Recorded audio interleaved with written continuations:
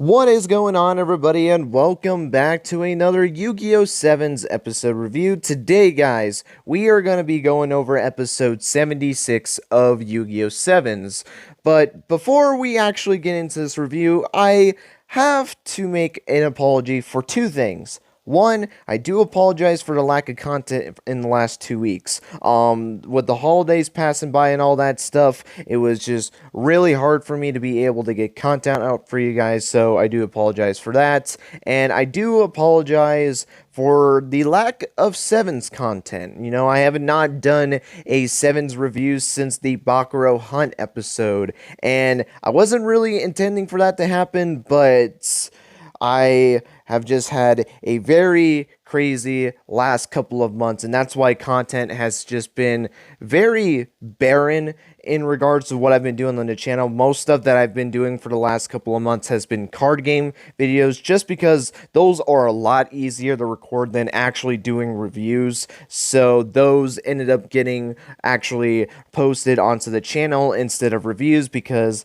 like I just said, it was easier to do the card game analysis than doing actual reviews. But I'm hopefully in a little bit more calmer type of scheduling, so that way I can be able to get back into doing these reviews. Obviously, I know Christmas is going to be coming up, but I'm hoping that I have some schedules planned to where I can be able to at least try to keep this consistent and getting the Sevens content back to you guys. So I just wanted to start off this video by apologizing for that. I know for the people that come to this channel just for the Sevens content has not really had any content for me in the last couple of months, and I just wanted to start this video off by apologizing for that. But I'm hoping that I can get back into doing this a little bit more consistent and getting Sevens content to you guys. So, with all of that being said, without further ado, let's not waste any more time, and let's get right into it. So, generally speaking, what were my thoughts on episode 76 of Yu-Gi-Oh! Sevens?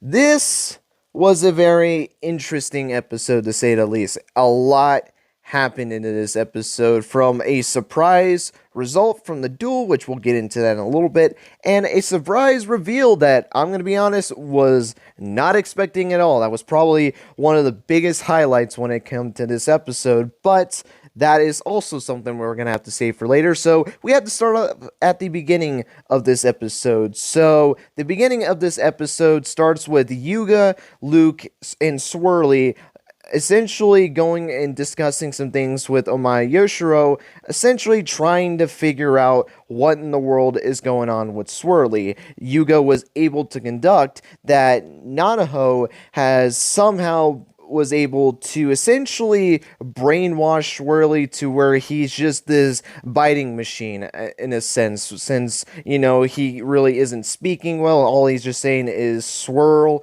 like he normally does, and he's just completely out of it. All he's doing right now is just biting people. We've seen him bite Kaizo, we've seen him bite Luke. He's just out of control right now. And essentially, they went up to Omaya Yoshiro, and essentially he told him about a story that he heard about a forbidden card that is essentially able to brainwash people, which this concept is honestly not really that surprising. I mean, we've seen this before in Yu-Gi-Oh! Back in Yu-Gi-Oh! Zexal with the whole Rank of Magic Variance Force shenanigans that ended up happening during Season 2. So, seeing a concept like this isn't really shocking at all, because, you know, it's an easy trope that you can do in Yu-Gi-Oh! By using a card to be able to brainwash people, like in Arc 5, where you had the Doctor had that Parasect monster, to where essentially you can be able to brainwash people. Or, well, there was an actual Parasect, so I do apologize for that, I'm wrong. It was an actual Parasect that affected people, and that's why they were brainwashed, but they used the card that is based off of it. My mistake, it was more so that something that happened during Zexal, so my apologize, I was wrong on that. But the point of it is that we've seen this concept before, and Yuga and Luke were shocked about this. We see them walking down the street later on. They're kind of having a little bit of discussion about this before Luke eventually gets hungry because, his brain can't take all of the different stuff that's going on right now. And as they order the service, when they were waiting for it, we see Nail coming out of nowhere, riding on the bike, there to deliver their food. So I guess now, since Nail isn't working for Goa Corporation, because if you remember, he quits back in the last arc and has decided not to return to Goa Corporation. He just decided to sell ramen for the time being, which good for Nail. He is actually trying to find something else to do since he no longer works at Goa Corporation. So Nail and Yuga started to get a little bit of a conversation going on as well about the whole situation, and Nail apparently tells Yuga that there had been rumors about a card in the Goha Corporation building that it can essentially do what Omayo Yoshiro was talking about. And after that conversation, because Nail even mentions too that he has never seen this card before, but all they know is that it existed in the Goa Corporation building, Yuga then remembers that the Insect Club had that whole tour at the Goa Corporation building, and if you guys remember, she stole data for Maximum Monsters. So what Yuga was able to conclude was during that whole trip that they had at the Goa Corporation building, not only did she steal the data for Maximum Monsters, she was able to find that card. And I think what was very interesting about that is, do you guys remember on that episode when you saw her sitting on the stairs just crying, and then she ends up talking to Swirly? There could have been a good chance of two things. One, she would have already had the card, but to kind of draw suspicion away from her, she kind of manipulated Swirly a little bit to where she can be able to get away from the scene, without being too suspicious. Or when she ended up talking with Swirly, she was able to manipulate him to where he was able to help her get the forbidden card, but he was not able to remember that. And when she went to go and confront Yuga, she already had access to the card. Because I just don't see her getting a hold of the card after she got the maximum data. I feel like that was the last thing she got before she left the Goa Corporation building. Or maybe there was a chance she got it at some point after that, but I feel like more than likely she was able to get it before she got the maximum data from Yuga, essentially getting it before the duel with Yuga. But obviously she didn't want to test the card out during that duel because, it'd be a little bit too suspicious if she ended up doing that. So that was very interesting. So they decide, after that whole conversation with Neil, to go and confront her about this whole situation, to try and get this forbidden card, to essentially get Swirly out of this brainwashed mindset. So they end up going to the insect base, which the way they find it is so weird, because during the episode they were able to find multiple posters on the wall that I guess was conveniently there to kind of show different plot points of what was going to happen in the episode. The whole ramen thing that ended up happening, the service that Luke used and essentially led Nail to discussing with Yuga about the whole situation. And then you had the poster about the Insect Club. I mean, it was so, just out there and just convenient that, I don't know, I felt like it was a little bit cringy in my opinion. I mean, don't get me wrong, it was hilarious because, this poster was just conveniently there. But you know what? That's Sevens for you. They have their cringy moments, but they also try to make you laugh at those cringy moments. So they get to the insect base, and as they're walking into the base, they run into Tiger out of nowhere, and essentially Tiger tells them to not get involved with the whole situation and that they should stay out of it. And Yuga and Luke are kind of taken back by this, and you even have Luke saying, "Big sis, what are you talking about?" But something weird happens, as if you guys remember, if no one calls her by Tiger, she gets very, very upset, especially towards Luke if he starts calling her big sis and all that stuff. But she does not overreact, which is very awkward and very out of character for Tiger. And I'm just going to say this. I know this is going to be debated in the comments, but I do think Tiger right now is brainwashed. I'm just going to start off by saying that right now. I know there's the argument that maybe she is genuine and that, she is essentially telling the group, or more specifically Yuga and Luke, that, hey, it is too dangerous to be here. Nanaho is this big threat. You should not get involved with it. You should just walk away. And that's a very good chance that that's what's going on right now. But there's just a lot of weird factors that are going on to take the whole brainwashing concept into perspective of what's going on with Tiger right now. And I have two reasons of why I feel like this is a good possibility and might potentially be what's going on. The first reason is that because they have been very focused on this forbidden card in this episode, as this was the thing that was able to brainwash Swirly, I feel like it's a possible idea for this card to be able to brainwash multiple people, and to show that off, you can have Tiger be brainwashed as well. Maybe Nanaho was able to get to Tiger as well, and Tiger was not able to stop Nanaho, and she was able to successfully brainwash her, which is a very possible concept that might have happened. And another thing that kind of backed this up is how she reacted to responses that Luke made. If you guys remember, anytime Luke does not call Tiger, she gets very angry by that, to the point where she'll yell so loud that she will literally blow back Luke because she absolutely despises it when Luke does not call her Tiger. However, multiple times throughout this episode, Luke called Tiger big sis.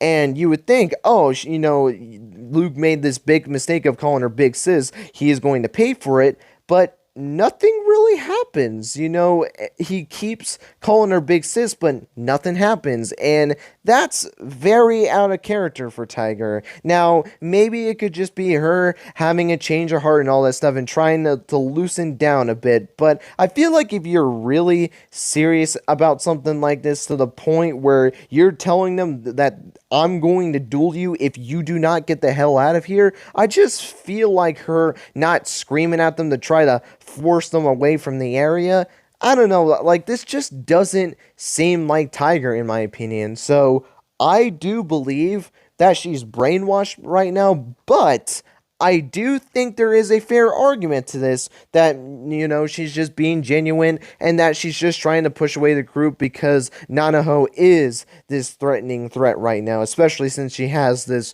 brainwashing card. But obviously, Yuga and Luke are having none of this, especially Yuga, because he starts to kind of go off at Tiger a little bit because, his friend is suffering right now because of what Nanaho did to him, and he feels like it is not right for what she did, and that he is going to save his friend. And they have a little bit of a bickering, and that's essentially what causes the duel between Tiger and Yuga. And boy, oh boy, we gotta talk about the duels. So there was some interesting things that happened during this duel. The first thing to note, we saw Sevens Paladin again in this episode, which was really cool to see. We haven't seen that fusion monster since the duel against the Luke man, so it was really cool to see that. We also saw Tiger have her own fusion summon this episode, which was really cool as well. And we also got to see Yuga max summon the ship again, which is very interesting because in the last 3 duels that he's had, he has summoned that ship monster.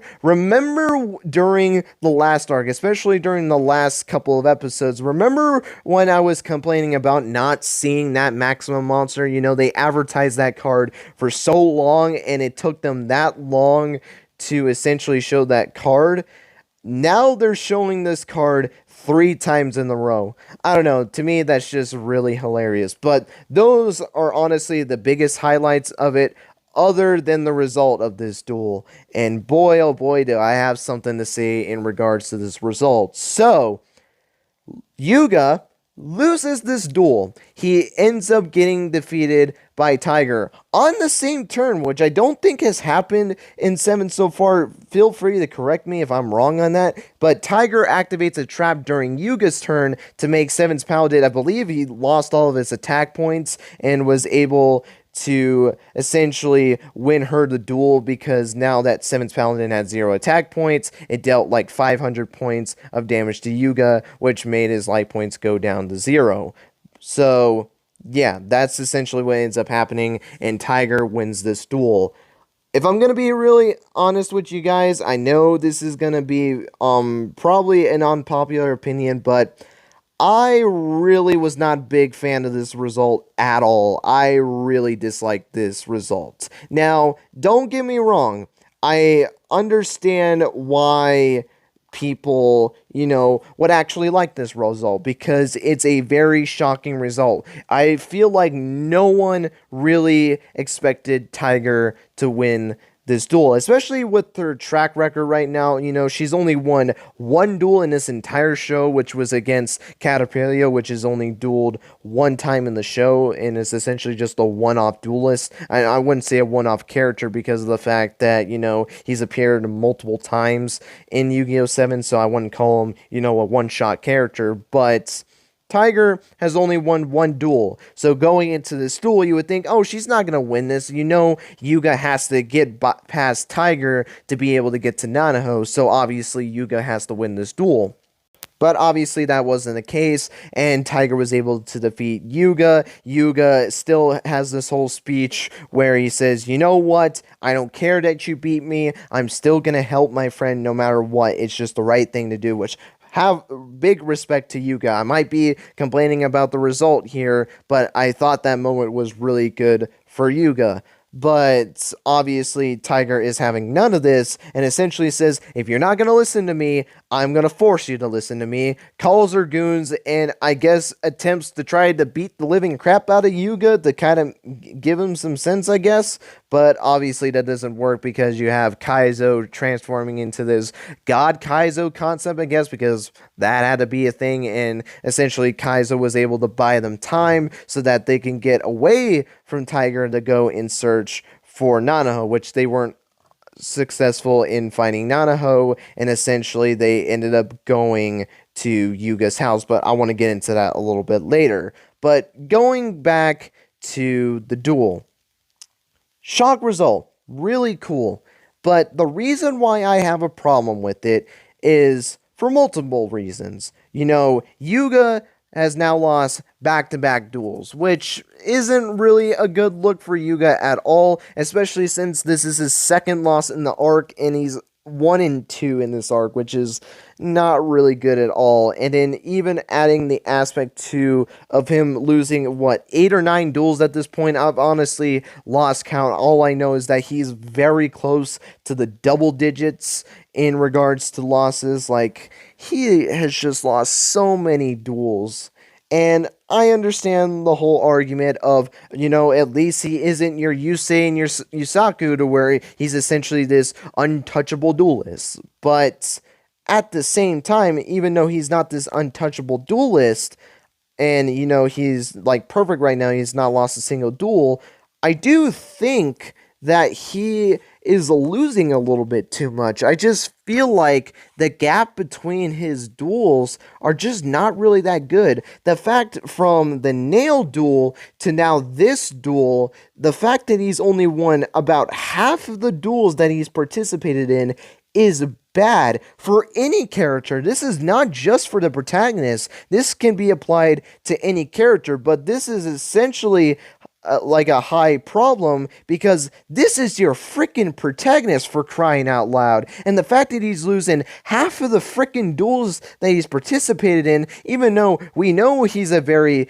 capable duelist. I mean, hell, look at the first 20 episodes of the damn show. I mean, he won 9 out of his 10 duels. That is impressive, with the only loss to Luke, which, if you remember, even during that time, and I guess to this point still, he's been undefeated this entire damn show. So, like, we know that he can be able to put out some impressive wins, but for some reason, Bridge can just not stop giving Yuga losses. And honestly, I'm getting very sick and tired of it. I just really want to see Yuga just start to build up some wins again.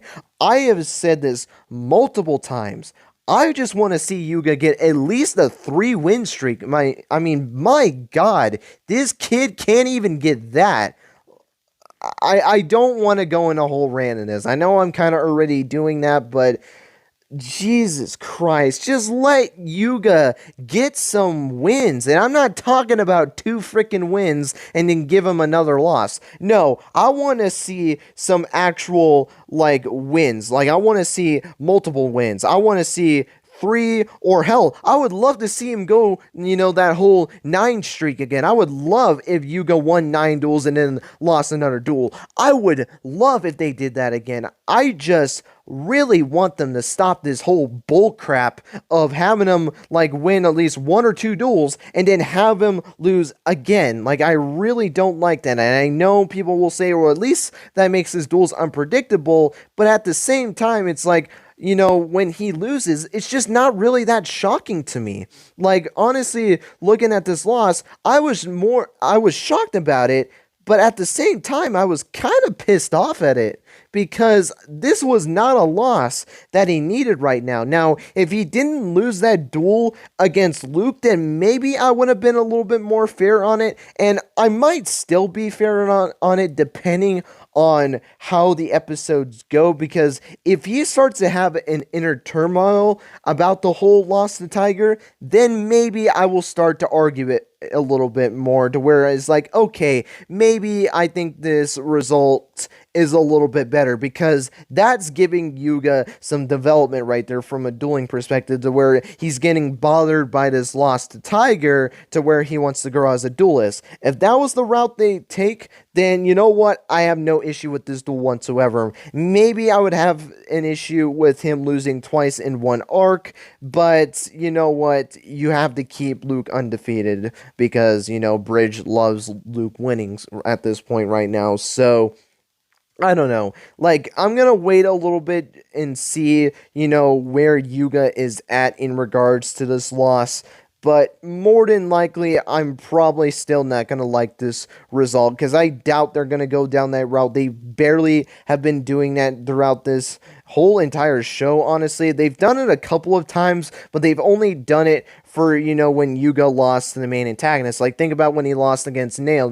That really shook him in that loss against Nail, to where he kind of had a therapy session with Roa. But other than that, and maybe like 2 other times, we haven't really seen that much from the losses. I feel like some of his losses were just, losses to have losses, I guess you can say, in a sense. I mean, I guess you can maybe argue there was some development, but not really as a duelist, in my opinion. I just feel like he's been doing good in terms of just character growth as a character, but as a duelist, they've just been doing a very poor job with Yuga, and I just want to see him win a little bit more. And I also want to say this as well. I'm not hating on Yuga whatsoever. I've been really enjoying Yuga as a character. I just want him to stop freaking losing duels. It is really starting to bother me, and I never thought that I would be bothered at a character losing this much. I've been bothered about characters being undefeated, like your Yuseis and your Yusakus, but now I'm kind of the opposite, which is, like I said, very weird. But I guess that just kind of shows how much I want to see him grow as a duelist. I really do want to see him get stronger as a duelist and potentially get back on that 9 streak that he had at the beginning of the show. Like, I don't know where the hell that Yuga went, but I kind of want to see that Yuga again, but we're gonna have to wait and see. Maybe we'll do it at some point, or who knows, maybe we'll just continue this, and by the end of this, Yuga is gonna have like 20 losses in the show. Like, we're just gonna have to wait and see. But you had that whole situation that was going on. I'm not gonna repeat the whole events, but they end up going to Yuga's house after this, and we get introduced to his mom out of nowhere, which was very weird. I mean, I was not expecting at all to just, yeah, we're just gonna show Yuga's mom out of nowhere, which I guess now kills the theory of Yuga being the sixth Goa sibling, which is very weird and very relieving at the same time because I have said it in multiple videos. I would not like the aspect of Yuga being the sixth Goha sibling. I just don't think that's really good for the aspect of that would just be too predictable if Yuga was that sixth Goha sibling. So for them to essentially deconfirm it at this point, really, really happy about that. I feel like that was something that they really needed to do this, or it was just going to be very predictable. I mean, there was just a lot of hints towards Yuga being the sixth Gala sibling to where if it was, it just wouldn't have been too predictable. So, really good on them for doing this. Although, at the same time, I don't know how to feel about it too, because now we're back in the whole concept of now we don't know who the sixth Goa sibling is anymore because we speculated for the last 5 episodes that it was going to be Yuga, and clearly it's not going to be Yuga. So, who is going to be the sixth Goa sibling? Honestly, I don't know, and frankly, at this point, I don't care as long as it's a shocking character to where I feel like the wait was worth it. Because honestly, that's one of my biggest worries right now is that whoever this character that gets revealed, I am just worried that I feel like whoever it's going to be is just honestly not worth the 20 to 30 episode potential wait for a reveal of the six Gohan sibling. Like, I just fear that that's going to happen with this character. But obviously, I'm holding out hope, and I'm really hoping that this is just going to be a wow factor to where I was not really expecting this to be the six Goa sibling. But we're gonna have to obviously wait and see on that. But yeah, Yuga has a mom. She appears in this episode. Luke is very surprised by this. You know, he greets himself to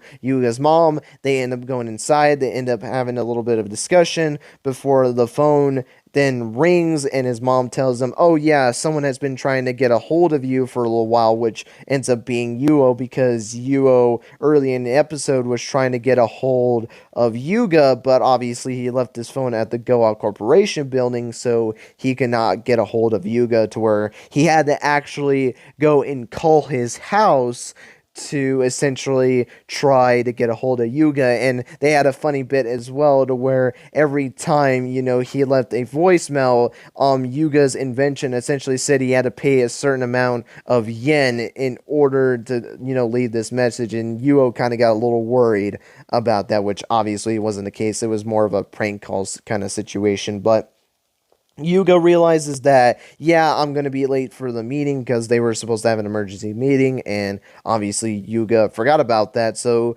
Yuga and Luke rush to the building. They even meet up with Roman and Gakuto, and they kind of have a little quick discussion, more of it just being Gakuto apologizing for the whole situation, and even Roman at the same time as well apologizing for it, and Yuga essentially just saying, nah, don't really worry about it, I'm not mad at you guys at all about it. It's like he understands why they went out of their way to do it. So everything gets patched up, and you know, they leave the elevator with Yugioh sitting at his desk, and they said, now that you're all finally here, or more specifically Yuga's there, the meeting can now start. And that was essentially the end of the episode. So overall, a lot happened in this episode. You had a shocking result in Yuga losing this duel. You had, you know, Yuga's mom appearing out of nowhere. And then, you know, we learned a little bit about the whole situation that's going on with the Forbidden Card and how it's able to brainwash Swirly. And now they know their goal of what they need to try and do.